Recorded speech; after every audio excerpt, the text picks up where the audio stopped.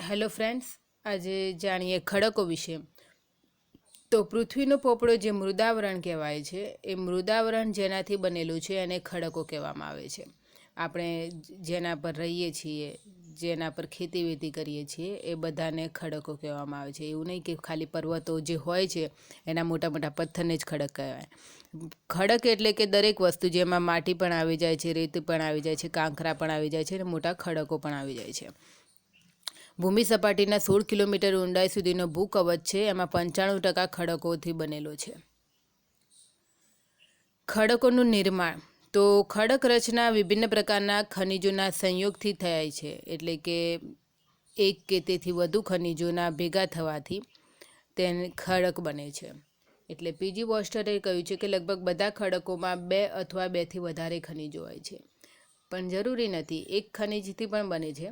એટલે ટ્રેવર્થાએ કહ્યું છે કે એક કે તેથી વધુ ખનિજોના મિશ્રણથી ખડકોનું નિર્માણ થાય છે. ખડકોની રચનામાં 2000 જેટલા વિભિન્ન ખનિજો જોવા મળે છે અને એમાં પૃથ્વી સપાટી પર દરેક જગ્યાએ જોવા મળે એવા કેવળ 12 ખનિજો છે. એટલે કે સ્પષ્ટ છે કે નહીં, ખડકોના નિર્માણમાં એ 12 ખનિજો સૌથી વધારે એમનો અંશ રહે છે, જેને લીધે તેને ખડક બનાવનારા ખનિજો કહે છે. મોટાભાગે દરેક ખનિજમાં 2 કે તેથી વધારે રાસાયણિક તત્વો હોય છે. વર્તમાન સમયમાં પૃથ્વી ઉપર 109 તત્વોનું અસ્તિત્વ જોવા મળે છે અને મોટાભાગના ખનિજોની રચના 8 તત્વોથી થયેલી હોય છે. હવે જોઈએ ખડકોનું વર્ગીકરણ.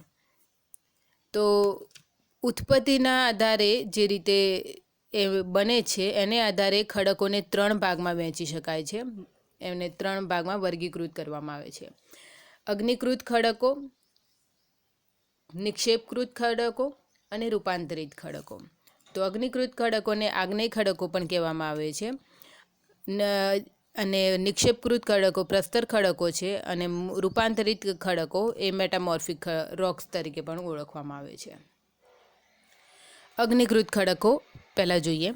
તો જે લેટિન ભાષાનો શબ્દ છે ઇગ્નિસ, એના પરથી અગ્નિ એનો અર્થ થાય છે. એટલે એવા ખડકોનું નિર્માણ પૃથ્વીની અંદર ઉપસ્થિત તપ્ત અને તરલ દ્રવ્યના ઠંડા થઈ નક્કર થઈ જવાને કારણે થાય છે, તેને અગ્નિકૃત ખડકો કહેવામાં આવે છે. ગરમ, તરલ અને ચીકણો એવો ખડકનો પીગળેલો રસ મેઘમાં અત્યંત ઊંચા તાપમાને અને ભારે દબાણને કારણે 60થી 100 કિલોમીટરની ઊંડાઈએથી ફાટો થકી ભૂસપાટી પર આગળ વધે છે, જેને મેગ્મા કે લાવા કહે છે. આપણું પૃથ્વીનું મૃદાવરણ કરોડો વર્ષો પહેલાં જ્યારે બન્યું ત્યારે તરલ પૃથ્વીના ઉપરી ભાગના નક્કર થવાથી બન્યું અને પૃથ્વી પર સૌ પ્રથમ અગ્નિકૃત ખડકોનું નિર્માણ થયું. તેથી તેને પ્રાથમિક ખડકો પણ કહેવામાં આવે છે. અગ્નિકૃત ખડકોને 2 ભાગમાં વહેંચી શકાય છે. આ ચાર્ટ દોરેલો છે. તો એ છે આંતરિક અગ્નેય ખડકો અને બાહ્ય આગ્નેય ખડકો. તો આંતરિક આગ્નેય ખડકો છે એ અંતસ્થ અને પાતાળીય અને બીજા મધ્યસ્થ અથવા અંતઃ આગ્નિકૃત એવા 2 ભાગમાં વહેંચી શકાય છે. દરેકને સમજી લઈએ. તો આંતરિક અગ્નેય ખડકો કોને કહેવાય છે? જ્યારે મેઘમાં પૃથ્વી સપાટી ઉપર પહોંચી શકતો નથી અને નીચે જ અલગ અલગ ઊંડાઈએ ઠંડો થઈ નક્કર રૂપ ધારણ કરે છે, તો તે આંતરિક અગ્નિકૃત ખડકોનું નિર્માણ કરે છે. ભૂમિ સપાટીની નીચે ઊંડાઈને આધારે આંતરિક અગ્નિકૃત ખડકોના 2 પ્રકાર પડે છે. એક તો પાતાળીય અને બીજા અંતઃ અગ્નિકૃત. પાતાળીય ખડકો એટલે કે આ ખડકોનું નામ જે પ્લુટો છે, એમને પાતાળ દેવતા, એમના ઉપરથી બનેલું છે, જે મૃદાવરણમાં ઘણી વધુ ઊંડાઈએ પોતાના મૂળ સ્થાન ઉપર જ લગભગ મેગ્માના ઠરી જવાથી બને છે.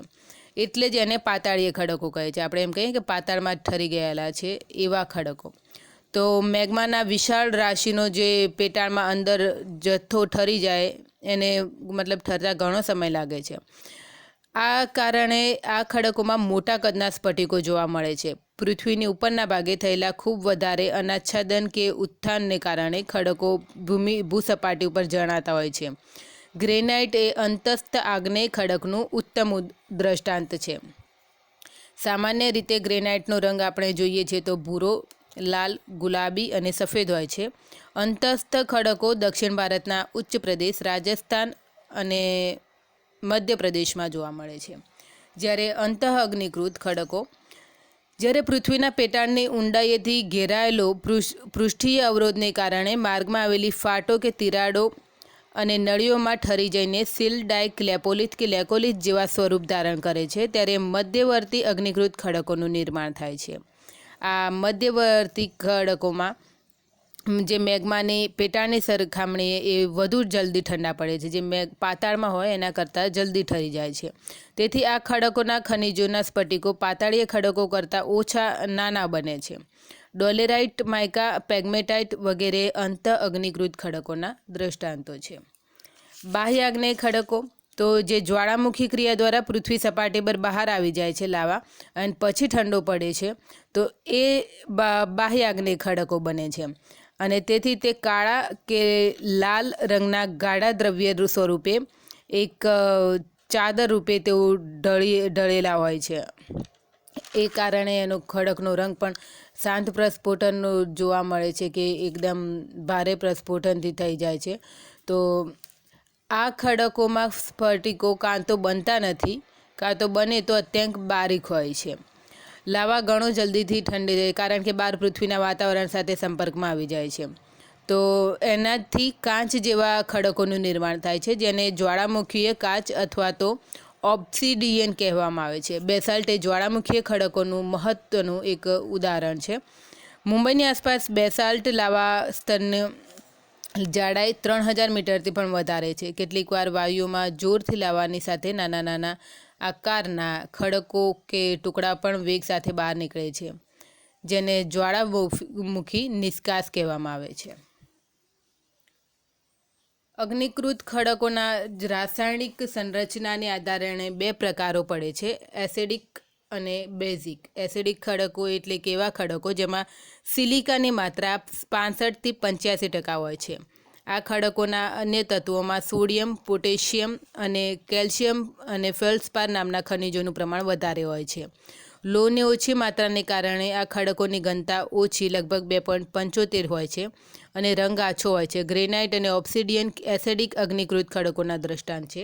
જ્યારે બેઝિક ખડકો એ અગ્નિકૃત ખડકો જે છે એમાં સિલિકાની માત્રા 45થી 55% જ હોય છે. અન્ય તત્વોમાં લોહ અને મેગ્નેશિયમ ખનિજો વધારે હોય છે. બેસાલ્ટ અને ગ્રેબો આ જૂથના ખડકો છે. અગ્નિકૃત ખડકોના સ્થાનને આધારે ભાગ જોઈએ તેમાં અંતર્વેદી અને બહિર્વેદી. અંતર્વેદી જે પાતાળીય અને અંત અગ્નિકૃત આપણે જોયા હાલ જ કે પાતાળીય ખડકોના ઉદાહરણ છે ગ્રેબો, ગ્રેનાઇટ, અને અંત અગ્નિકૃતના ઉદાહરણ છે જે સીલ, ડાઇક, લેપોલિથ અને લેકોલિથ, જેમાં ડોલેરાઇટ એ તેનું ઉદાહરણ છે. બહિર્વેદીમાં જ્વાળામુખીય અને જ્વાળામુખીય નિષ્કાસ એવા બે ભાગ પડે છે. જ્વાળામુખીય જે લાંબો સ્તર હોય છે એમાં બેસાલ્ટ અને ઓબ્સિડિયન એવા ભાગ ઉદાહરણો જોવા મળે છે. જ્યારે જ્વાળામુખી નિષ્કાસમાં રાખ, સિન્ડર અને જ્વાળામુખી બોમ્બ એ બધા જોવા મળે છે, જેને એ પૃથ્વી જ્યારે જ્વાળામુખી ફાટતો હોય છે અને એની સાથે જે ખડકો ટુકડા જ રૂપે બહાર નીકળે છે અને જ્વાળામુખી નિષ્કાસ કહે છે.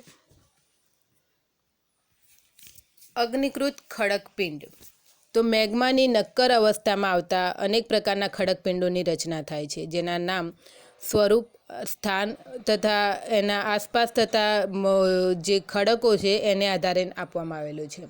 એના ભાગમાં જોઈએ તો બેથોલિથ, સ્ટોક, લેકોલિથ, લેપોલિથ, ફેકોલિથ, સીલ એન્ડ ડાઇક. તો બેથોલિથનો જોઈએ તો મેગ્માનો સૌથી મોટો જે ગુંબજાકાર નિક્ષેપ એ બેથોલિથ હોય છે, જે ઘણી ઊંડાઈએ જોવા મળે છે. અહીંયા જોઈ શકીએ છીએ આ બેથોલિથ છે જે સૌથી મોટો હોય છે, જે હજારો ચોરસ કિલોમીટર ક્ષેત્રમાં વિસ્તૃત આ પિંડનો ઉપરી ભાગ ઉબડખાબડ અથવા સીધો ઢોળાવવાળો હોય છે. તેની જાડાઈ એટલી બધી વધારે હોય છે કે તેના આધાર પર પહોંચવું પણ મુશ્કેલ હોય છે. અનાચ્છાદનને તે પછી તેનો કેવળ ઉપરી ભાગ જ દેખાય છે. યુએસએના ઇડારો રાજ્યમાં 40,000 ચોરસ કિલોમીટરથી પણ વધારે ક્ષેત્રમાં વ્યાપ્ત બેથોલિથ તથા પશ્ચિમ કેનેડામાં કોસ્ટ રેન્જ બેથોલિથ તેના મુખ્ય દ્રષ્ટાંતો છે. બીજું જોઈએ સ્ટોક. સ્ટોક એટલે નાના કદના બેથોલિથને સ્ટોક કહેવામાં આવે છે. અહીંયા નથી દર્શાવ્યું પણ બેથોલિથ હોય છે એના કરતાં નાના સાઇઝમાં નાના હોય છે. સ્ટોકની ઉપરી સપાટીનો વિસ્તાર 100 ચોરસ કિલોમીટરથી ઓછો હોય છે. તેનો ઉપરી ભાગ વિષમ પરંતુ ગોળાકાર હોય છે. તેથી અન્ય એની વિશેષતાઓ એ બેથોલિથ જેવી જ હોય છે. બીજો છે લેપોલિથ. તો ભૂગર્ભની સપાટી પર આવતી વખતે, ભૂગર્ભથી ભૂસપાટી ઉપર આવતી વખતે વિસ્ફોટ મેઘમાં જ્યારે કોઈ કારણસર ભૂમિ સપાટીની સુધી પહોંચી શકતો નથી અને તે અંદર જ છત્રી આકારનું સ્વરૂપ ધારણ કરી લે છે. અહીંયા આપણે જોઈએ કે લેકોલિથ જે છે એનું લેકોલિથનું નિમ્ન સ્તર સીધું હોય છે, એટલે કે નળી જેવું હોય છે. આ જોઈએ તો જે નળી દ્વારા મેઘમાં ભંડાર સાથે જોડાયેલ હોય છે અને પછી બહાર એ વિસ્ફોટ થવા જતાં એમને એમ સુકાઈ જાય છે, એટલે છત્રી આકાર ધારણ કરી લે છે. લેકોલિથ બહિર્વેદી જ્વાળામુખી પર્વતનું અંતર્વેદી પ્રતિરૂપ છે. જ્વાળામુખી ઉત્તર અમેરિકાના પશ્ચિમ ભાગમાં રોકીસ પર્વતમાળામાં અનેક લેકોલિથ જોવા મળે છે. બીજું છે લેપોલિથ. તો લેપોલિથ જે છે એ ભૂમિ સપાટીની નીચે કોઈ છીછરા બેઝિનમાં જ્યારે મેઘમાં ઠરી જાય છે ત્યારે તે ખડકપિંડનું નિર્માણ થાય છે. દક્ષિણ આફ્રિકાના ટ્રાન્સિયાલ ક્ષેત્રમાં તેના દ્રષ્ટાંતો જોવા મળે છે. ફેકોલિથ. તો ફેકોલિથ એ ગેડ પર્વતની અભિન્ન નીતિમાં મેઘમાના ઠરવાના લીધે ફેકોલિથ બને છે, જે તરંગાકારના હોય છે, જે એક વખત ખાડા જેવું હોય છે તો બીજી વખત પર્વત જેવું નિર્માણ કરે છે. જેમ પાણીમાં તરંગો હોય છે એ રીતે તે સુકાઈ ગયેલા હોય છે તરંગાકારમાં. સીલ. તો સીલ એ પ્રસ્તર ખડકોના વચ્ચે ભૂપૃષ્ઠના સમાંતર મેઘમાના બનેલા અંત અગ્નિકૃત ખડકને સીલ કહે છે. તેની જાડાઈ સેંકડો મીટર સુધીની હોય છે, પરંતુ 1 મીટરથી પાતળા સીલને શીટ કહેવામાં આવે છે. એન્ડ ડાઇક એ સીલ આડા હોય છે, ડાઇક ઊભા હોય છે. જ્યારે ભૂસપાટી હેઠળ મેઘમાં લંબવત સીધા અથવા ફાટોમાં ઠરી જાય તો તેને ડાઇક કહેવામાં આવે છે. નક્કર હોવાથી તેના ઘસારણની ઓછી અસર પડે છે. એની આસપાસ ખડકોના ઘસારણ દ્વારા નષ્ટ થઈ જવાથી ડાઇક એક ઊભી અથવા નમેલી વિશાળ દિવાલની જેવી દેખાય છે. ડાઇક કેટલાક મીટરથી કેટલાક કિલોમીટર સુધી લાંબી અને કેટલાક સેન્ટીમીટરથી કેટલાક મીટર સુધી પહોળી હોય છે. ઝારખંડના સિંહભૂમ ક્ષેત્રમાં ડોલેરાઇટની અનેક ડાઇક જોવા મળે છે. આ બધા અંતર્વેદી અગ્નિકૃત ખડકપિંડો સિવાય અનેક બહિર્વેદી અગ્નિકૃત ખડકપિંડો પણ જોવા મળે છે, જેમાંથી ભૂમિખંડો અને મહાસાગરોના તળ પર જ્વાળામુખી પર્વતો અને જ્વાળામુખી ઉચ્ચ પ્રદેશોનું નિર્માણ થાય છે. હવે અગ્નિકૃત ખડકોની વિશિષ્ટતાઓ જોઈએ તો અગ્નિકૃત ખડકો નક્કર, કઠણ અને સુગઢ હોય છે, તેથી તે ટકાઉ પણ હોય છે. આ ખડકોમાં સ્તરો હોતા નથી, પરંતુ તે સ્થૂળ હોય છે. આ ખડકોમાં છિદ્રો હોતા નથી, તેથી પાણી તેમાં પ્રવેશી શકતું નથી. આ ખડકો સ્ફટિકીય હોય છે, પરંતુ સ્ફટિકોના આકાર મેઘમાના ઠંડા પડવાની ગતિ ઉપર નિર્ભર કરે છે. અંતર્વેદી અગ્નિકૃત ખડકોના સ્ફટિકો મોટા અને બહિર્વેદી ખડકોના સ્ફટિકો નાના હોય છે. ગરમ અને તરલ દ્રવ્યથી બનવાને કારણે તે પ્રાથમિક ખડકોમાં જીવાવશેષો જોવા મળતા નથી. આ ખડકોનું અપક્ષય એટલે કે ઘસારણ ઓછું હોય છે. એમાં યાંત્રિક અપક્ષયની પ્રક્રિયાનો એના સાંધા અને ફાટોથી પ્રારંભ થાય છે. આ ખડકોમાં અનેક પ્રકારના ખનિજો પુષ્કળ પ્રમાણમાં જોવા મળે છે અને સિલિકાનું પ્રમાણ વધારે હોવાથી એ ખડકોનો રંગ આછો અને સિલિકા ઓછું હોવાથી રંગ ઘાટો હોય છે. અગ્નિકૃત ખડકોનું આર્થિક મહત્ત્વ જોઈએ તો આ ખડકોમાં આર્થિક મહત્ત્વ ધરાવતા કિંમતી ખનિજ પદાર્થો જેવા કે સોનું, ચાંદી, ગ્રેબો, નિકલ, પ્લેટિનમ, મેંગેનીઝ, લોહ, કલાઈ, જસત, તાંબુ, સીસુ વગેરેના વિશાળ ભંડાર મળી આવે છે. ગ્રેનાઇટ અને બેસાલ્ટ ખડકોનો ઉપયોગ સડક અને બાંધકામમાં પ્રાચીન કાળથી થતો રહ્યો છે. ભારતમાં અનેક ભવ્ય કિલ્લા, મહેલો અને મંદિરો આ ખડકોથી બનેલા છે. બેસાલ્ટ ખડકોના ખવાણથી ફળદ્રુપ કાળી જમીન તૈયાર થાય છે, જે શેરડી અને કપાસ જેવા પાકો માટે ઉત્તમ છે. અગ્નિકૃત ખડકોના ક્ષેત્રમાં ખનિજ મિશ્રિત ગરમ પાણીના ઝરા પણ જોવા મળે છે. હવે ખડકોનો જે બીજો પ્રકાર છે પ્રસ્તર ખડકો, નિક્ષેપકૃત ખડકો. તેની નિર્માણ ક્રિયા જોઈએ તો અપક્ષય અથવા ઘસારણ ક્રિયા દ્વારા ખડકો તૂટતા વિભંજન થાય છે અને નાના નાના કણોમાં પરિવર્તિત થાય છે, જેને અવસાદ કહે છે. રેતી, માટી, કાંકરા વગેરે અવસાદના વિભિન્ન રૂપો છે. અનાચ્છાદનના માધ્યમો લાખો વર્ષો સુધી તે અવસાદને સ્તરોમાં જમા કરતા રહ્યા છે. કાળાંતરે તે સ્તરો નક્કર થઈ અવસાદી ખડકો અથવા નિક્ષેપકૃત ખડકો બને છે. સ્તરોમાંથી મળવાને કારણે તેને સ્તરિત ખડકો પણ કહેવાય છે. અવસાદ સિવાય આ ખડકોના નિર્માણમાં છોડવા અને પ્રાણીજ અવશેષોની ઉત્પન્ન જૈવિક દ્રવ્યો પણ યોગદાન આપે છે. એની પરિભાષા સમજીએ તો એવા ખડકો જે નદી, હિમનદી અને પવન જેવા અનાચ્છાદનના માધ્યમ દ્વારા લાવવામાં આવેલા અવસાદો, જૈવિક પદાર્થો તથા અન્ય ખનિજોના સ્તરોમાં એકત્રિત થવાથી બને છે. અવસાદી અથવા પ્રસ્તર નિક્ષેપકૃત ખડકો કહેવાય છે. પીજી વોર્સ્ટનના શબ્દોમાં મુખ્યત્વે પ્રાચીન ખડકોના ટુકડા અને ખનિજોનું કોઈને કોઈ સ્વરૂપે સંગઠિત થવું અને સ્તરોમાં તેનું ઠરી જવું, એના પરિણામે જે ખડકો રચાય છે તેને નિક્ષેપકૃત ખડક કહે છે. મૃદાવરણનો લગભગ 3/4 ભાગ અવસાદી ખડકોથી ઢંકાયેલો છે, પરંતુ તે ખડકો મૃદાવરણમાં કેવળ 2 થી 3 કિલોમીટરની ઊંડાઈ સુધી જોવા મળે છે. તેથી સમગ્ર મૃદાવરણના આયતનમાં એ ખડકોનું યોગદાન માત્ર 5% છે, જે નગણ્ય છે. નિક્ષેપકૃત ખડકોનું વર્ગીકરણ. તો સંરચનાના આધારે આ ખડકો મુખ્ય 2 પ્રકારમાં વહેંચાય છે: અજૈવિક નિક્ષેપકૃત ખડકો અને જૈવિક નિક્ષેપકૃત ખડકો. તો અજૈવિક નિક્ષેપકૃત ખડકો નું નિર્માણ પૂર્વવર્તી ખડકોના અપક્ષયથી થાય છે. અનાચ્છાદનના માધ્યમો જેવા યાંત્રિક અને રાસાયણિક ક્રિયા દ્વારા વિખંડિત ખડક ટુકડા અને કણોને વહાવીને લઈ જાય છે અને સ્તરોમાં તેનું નિક્ષેપણ કરે છે. રાસાયણિક પદાર્થોના નિક્ષેપણથી આ અજૈવિક નિક્ષેપકૃત ખડકોનું નિર્માણ થાય છે. સંરચનાના આધારે આ ખડકોનું 2 પ્રકારે નિર્માણ થાય છે. એક છે યાંત્રિક ક્રિયા દ્વારા બનતા નિક્ષેપકૃત ખડકો. યાંત્રિક ક્રિયા દ્વારા એટલે કે આ પ્રકારના ખડકો વિભિન્ન આકાર અને પ્રકારના ખડક કણોના પરસ્પર જોડાવાને અને કઠોર થઈ જવાથી બને છે. કણોના આકારના આધારે યાંત્રિક ક્રિયાથી બનેલા અજૈવિક ખડકો 2 પ્રકારના હોય છે: એક રેતાળ ખડકો અને માટી ખડકો, કોંગ્લોમરેટ. તો રેતાળ ખડકો એટલે કે આ ખડકોનું નિર્માણ રેતીના કણોના દબાણના કારણે કઠોર થઈ જવાથી બને છે.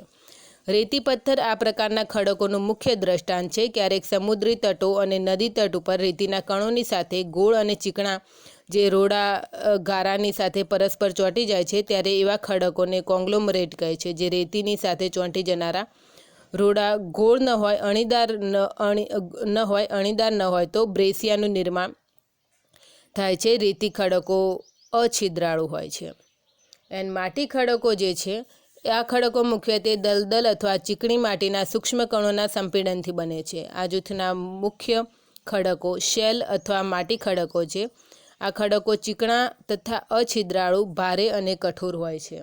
કોંગ્લોમરેટ એ તો હાલ આપણે વાત કરી કે સમુદ્રી તટો અને નદી તટ પર રેતીના કણો ગોળ અને ચીકણા રોડા ગારાની સાથે પરસ્પર ચોંટીને જે બને છે એને કોંગ્લોમરેટ કહે છે.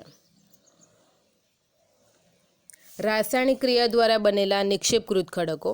તો આ ખડકો ખારા સરોવરો અને લગુનના જળબાષ્પ બનીને ઉડી જવાથી બને છે. બાષ્પન પછી શેષ અવસાદ કઠોર થઈ ખડકોનું રૂપ ધારણ કરે છે, જેમાં રોક સોલ્ટ, જીપ્સમ અને રાસાયણિક ક્રિયા દ્વારા બનેલા નિક્ષેપકૃત ખડકોના મહત્વના દ્રષ્ટાંત છે. જૈવિક નિક્ષેપકૃત ખડકો. આ ખડકોનું નિર્માણ પ્રાચીન કાળમાં મૃદાવરણ હેઠળ દબાઈ ગયેલા દલદલ પ્રદેશોના જીવજંતુઓ અને વનસ્પતિઓના ક્ષયથી થાય છે. ભૂકવચ હેઠળ વાયુનો અભાવ, પ્રચંડ ગરમી અને ખડકોનું ભારે દબાણ હોવાથી જૈવિક પદાર્થો કઠોર અને સુગઢ થઈ ખડકો બને છે, જેના મુખ્ય 2 પ્રકાર છે: ચૂના ખડકો અને કાર્બનયુક્ત ખડકો. સરોવરો સમુદ્રના ચોખ્ખા, ગહન અને ઉષ્ણ જળમાં રહેતા જીવોના ચૂનાયુક્ત કવચ અને અસ્થિ કંકાળના પરસ્પર જોડાવાથી ચૂના પથ્થર બને છે. ઉષ્ણ કટિબંધના સમુદ્રોમાં રહેતા પરવાળાના અસ્થિ કંકાલથી જ પરવાળાના ખરાબા અથવા પરવાળા દ્વીપોનું નિર્માણ થાય છે. ઓસ્ટ્રેલિયાના પૂર્વમાં સમુદ્રના લગભગ 2000 કિલોમીટર લાંબી ગ્રેટ બેરિયર રીફ જોવા મળે છે. એનું નિર્માણ પરવાળાના અસ્થિ કંકાલથીના જોડાવાથી થયું છે. ચૂનાના ખડકોનું મુખ્ય દ્રષ્ટાંતોમાં ચૂના પથ્થર અને ચોકનો સમાવેશ થાય છે. એન્ડ કાર્બનયુક્ત ખડકોમાં તો આ ખડકોનું નિર્માણ દલદલ ક્ષેત્રમાં ઉગતી વનસ્પતિઓના મૂળિયા, પર્ણ, ડાળીઓ વગેરેનું સ્તરોમાં દબાઈ જવાથી થયું છે. પ્રચંડ ગરમી અને ઉપરી ખડકોના દબાણને કારણે આ ખડકોના કાર્બન સિવાયના મોટાભાગના તત્વો નષ્ટ થઈ ગયા. કાળાંતરે એ વનસ્પતિ કોલસામાં પરિવર્તિત થઈ અને આ પ્રક્રિયાને કાર્બાંતરણ કહે છે. વનસ્પતિમાંથી કોલસો બનવાની પ્રથમ અવસ્થા કે તબક્કાના નમૂના પીટ અથવા લિગ્નાઇટ કોલસો છે. એમાં કાર્બનની માત્રા 45%થી ઓછી હોય છે. તે પછીની અવસ્થામાં કોલસાની બિટુમિનસ અથવા પછી એન્થ્રેસાઇટ નામના પ્રકારો છે, જેમાં કાર્બનનું પ્રમાણ 70થી 90% જેટલું હોય છે. રાણીગંજ ઝરિયામાં આ પ્રકારના ખડકો જોવા મળે છે. નિર્માણકારી સ્ત્રોતોના આધારે નિક્ષેપકૃત ખડકો, એમાં જલીય ખડકો છે જે નદી નિર્મિત, સરોવર નિર્મિત અને સમુદ્ર નિર્મિત ખડકો છે. આ ઉપરાંત હિમનદી નિર્મિત ખડકો અને વાયુ દ્વારા નિર્મિત ખડકો. તેમાં લોયસનું મેદાન આપણે જોઈએ કે જેમાં ચીનનું જે લોયસ મેદાન છે એ આનાથી વાયુના લીધે બનેલું છે.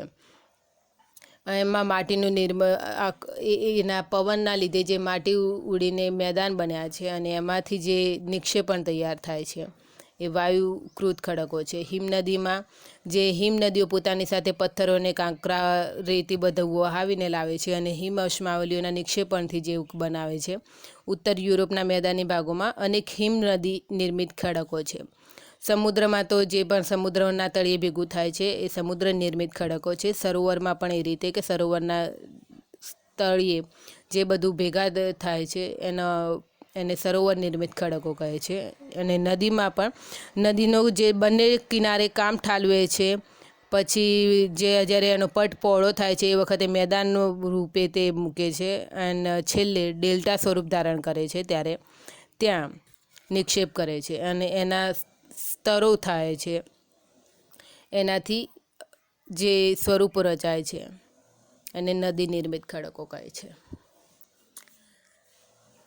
નિક્ષેપકૃત ખડકોની મુખ્ય વિશિષ્ટતાઓ જોઈએ તો એમાં સ્તર રચના જોવા મળે છે, કારણ કે એનું નિર્માણ જ એ રીતે થાય છે કે એક લેયર બન્યું, પછી બીજું લેયર બને, પછી ત્રીજું લેયર, અને પછી એ જ્યારે પરસ્પર જોડાઈ જાય છે ત્યારે આ ખડકો બને છે.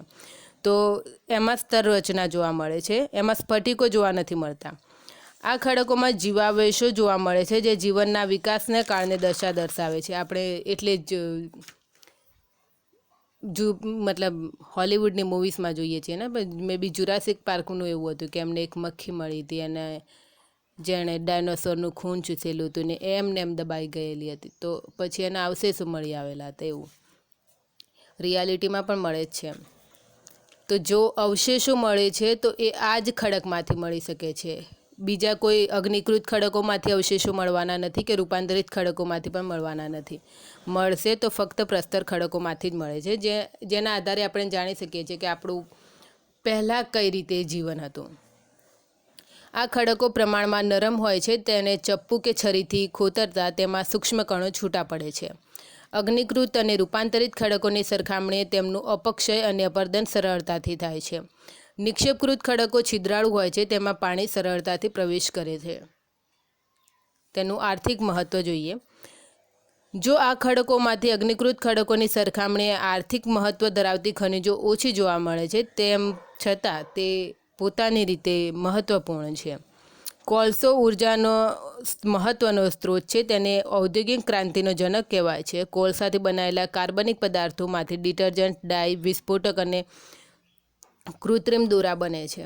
ખનિજ તેલ, રેતી અને ચૂનાના પ્રસ્તર ખડકોમાંથી ઉપલબ્ધ બને છે. ઉર્જાના એ બંને સ્ત્રોતો આર્થિક પ્રગતિનો આધાર છે. સિમેન્ટ ઉદ્યોગનો કાચો માલ અવસાદી ખડકોમાંથી મળે છે. રેતી, પથ્થર, ચૂના પથ્થર અને માટી બાંધકામ નિર્માણમાં ઉપયોગી બને છે. આગ્રાનો કિલ્લો, દિલ્હીનો કિલ્લો એ રેતી પથ્થરથી જ બનેલા છે.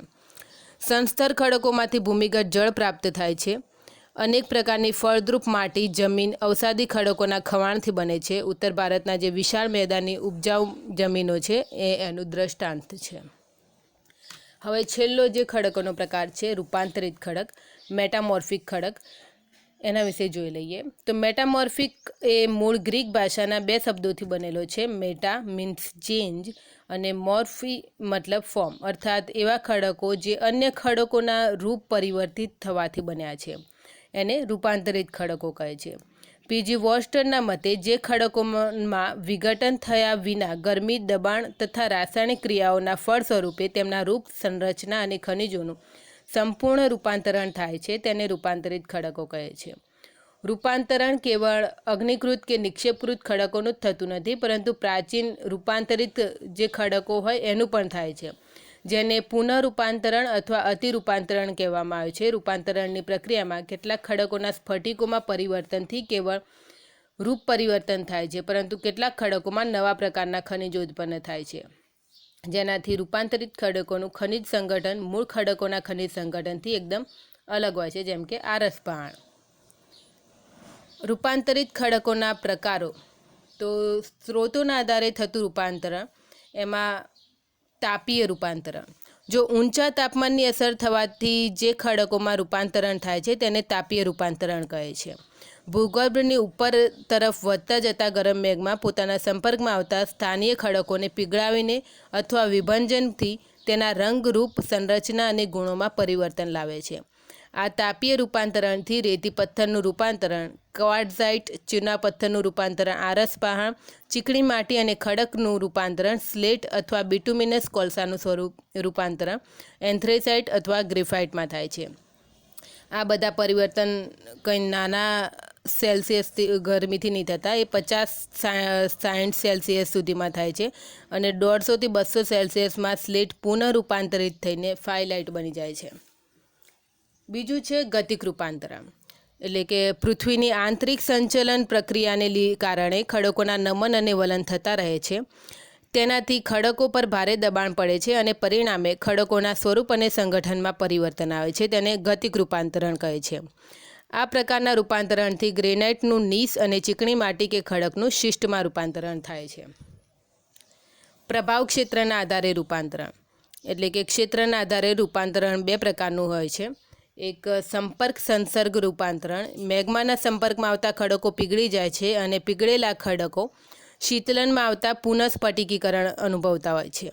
આ એક પ્રકારનું તાપીય રૂપાંતરણ છે, જેને સ્થાનિક રૂપાંતરણ પણ કહે છે, કારણ કે આ એક મર્યાદિત અને સ્થાનિક ઘટના હોય છે. અને બીજું છે પ્રાદેશિક રૂપાંતરણ. તો રૂપાંતરણની જે ઘટના વિસ્તૃત ક્ષેત્રમાં ઘટિત થાય છે અને પ્રાદેશિક કે ક્ષેત્રીય રૂપાંતરણમાં અનેક શક્તિઓ ક્રિયાશીલ હોય છે, જેમાં દબાણ અને તાપનું વિશેષ યોગદાન છે. પર્વત નિર્માણ સમયે જ્યારે કોઈ પ્રસ્તર ખડકો વળીને વધુ ઊંડાઈએ ચાલ્યા જાય છે ત્યારે તેનું રૂપાંતરણ થાય છે, અને આ પણ એક પ્રકારનું ગતિક રૂપાંતરણ જ છે. રૂપાંતરિત ખડકોના આર્થિક મહત્વ. તો રૂપાંતરિત ખડકોના અનેક મહત્ત્વના ખનિજો જોવા મળે છે, જેમ કે નીસ, ક્વાર્ટઝાઇટ, ગ્રેફાઇટ, એન્થ્રેસાઇટ, સ્લેટ અને આરસ પહાણ. ક્વાર્ટઝાઇટનો ઉપયોગ કાચ ઉદ્યોગમાં થાય છે, કારણ કે એ એક કઠોર ખનિજ છે. સ્લેટનો ઉપયોગ છાપરાની સીલિંગ, ફર્શ બનાવવા, બાળકોના લખવા માટે અને બિલિયર્ડ્સનું ટેબલ સ્લેટમાંથી બનાવેલું હોય છે.